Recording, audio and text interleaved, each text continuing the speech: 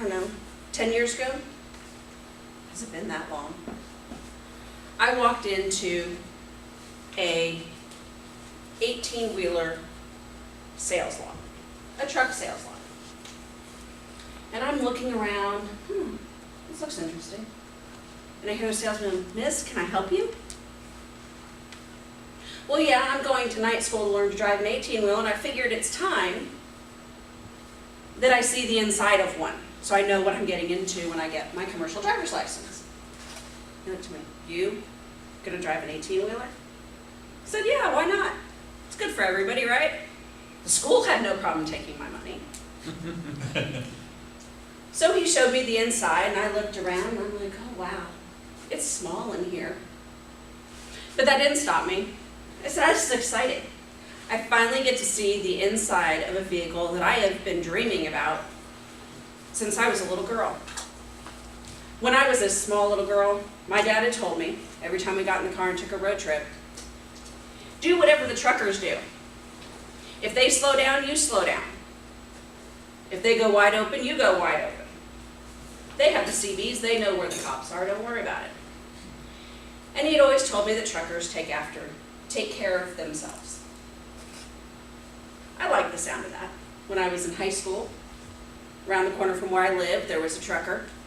And I saw his truck, I don't know, 1 week a month, sitting outside his house, and I kept dreaming about that truck. I never had the courage, I didn't know him, so I didn't have the courage to go ask him, "Hey, can I see your truck?" I left California where I grew up, and I started college, and I didn't have my driver's license, so the idea of driving a truck was really far off at that point. I finally got my driver's license when I was 21, and about 2 or 3 years later, I decided that I was going to learn how to drive that truck. So I was working full-time. I would drive an hour after work north to Cheyenne, Wyoming, where there was a new truck driving school open. It was also the closest one to me. And I learned how to drive. At first, it was just book learning. And interestingly enough, I was the only student that made it through the class. I was the first one to start and sign up, and I was the only one to finish the class. People came and went, and they decided it wasn't for them. And then came the fun part, is I got to drive the truck. You were sitting way up there. You had the visibility like you wouldn't believe. But it's scary because you also have 53 feet of trailer behind you. And they started us with driving on the city streets. That's kind of scary. Thankfully, the streets are really wide because they get snow, so they have to plow it. And I was learning in the summertime.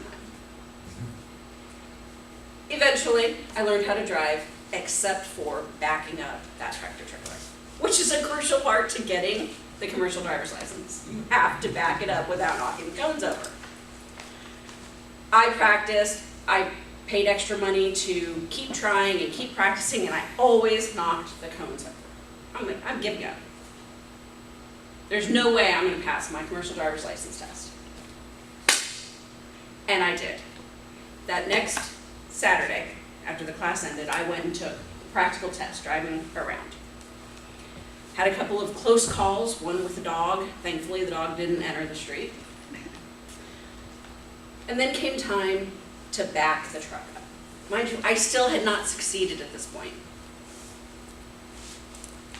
I'd gotten there, so well, worst case, I fail, and I retake the test. Eventually, I'll get that truck backed up.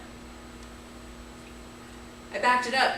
I did not hit a single cone. I was so proud of myself. I was jumping for joy when I got out of that truck.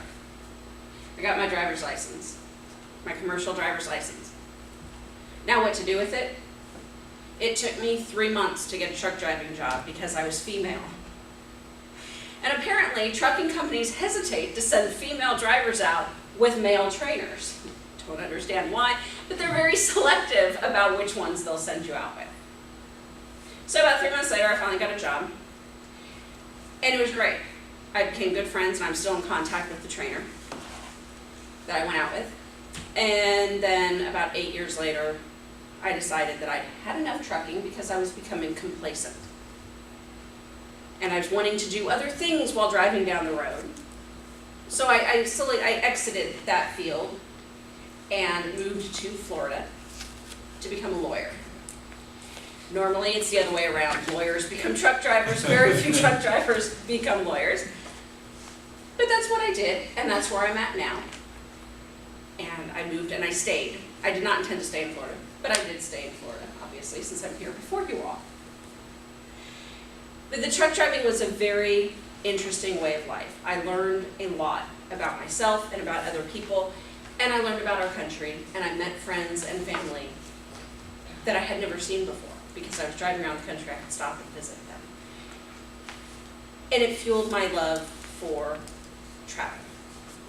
And I think back to the day when I was really nervous and looking around this truck lot, never having been inside a truck, and I would not turn that backward for anything. Snoop Master.